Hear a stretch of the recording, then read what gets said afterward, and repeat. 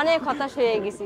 প্রথম দিন 45 টাকা বিক্রি করছি। আগে শুরু করছে জাস্ট একটা হাঁস দিয়ে, 20-25 হাজার এর বেশিও মাশাআল্লাহ চলে যায়। এখন 25 থেকে 30টা হাঁস প্রতিদিন। প্রত্যেকদিন। দেশি হাঁস আছে, চীনা হাঁস আছে, আর গরুর ভুঁড়ি আছে, গরুর লাল ভুনা আছে, কালো ভুনা আছে, কলিজা আছে।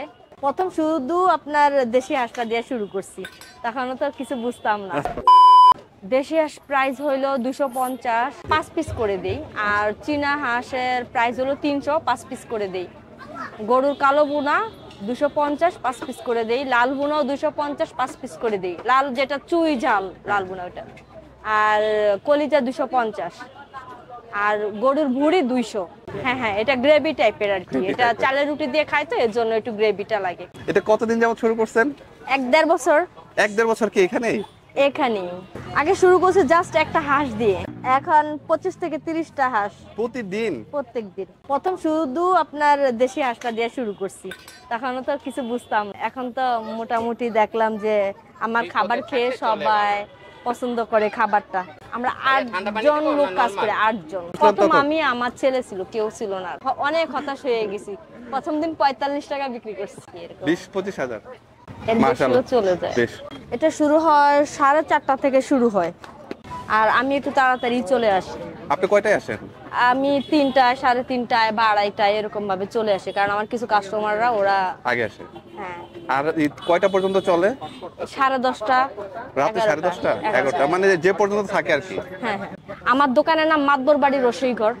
এটা গরু নলিটা আর কি। এটা চুইঝাল লাল ভুনা। হ্যাঁ, গরু চুইঝাল লাল ভুনা না, এটা আমি গুঁড়া করে দেই।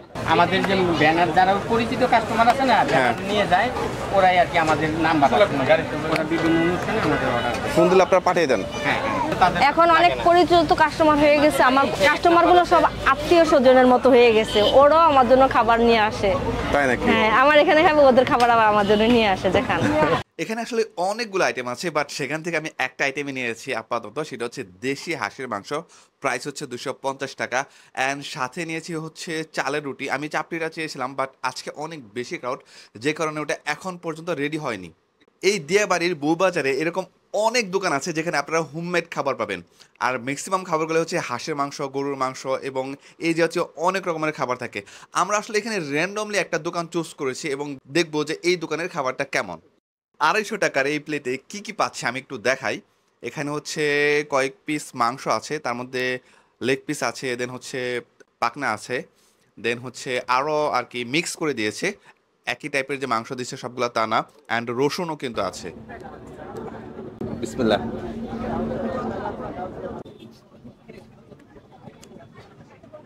ওয়াও, টেস্টটা আসলেই জোস। মাংসের টেস্টটাও ভালো, প্লাস হচ্ছে এখানে ঝোল বা গ্রেভির যেটা আছে এটাও কিন্তু খুবই ঘন। এই ঝোলটা পাতলা হলে খুব একটা বেশি ভালো লাগে না। আর হাঁসের মাংস স্পেশাল একটু ভুনা টাইপের হলেই ভালো লাগে।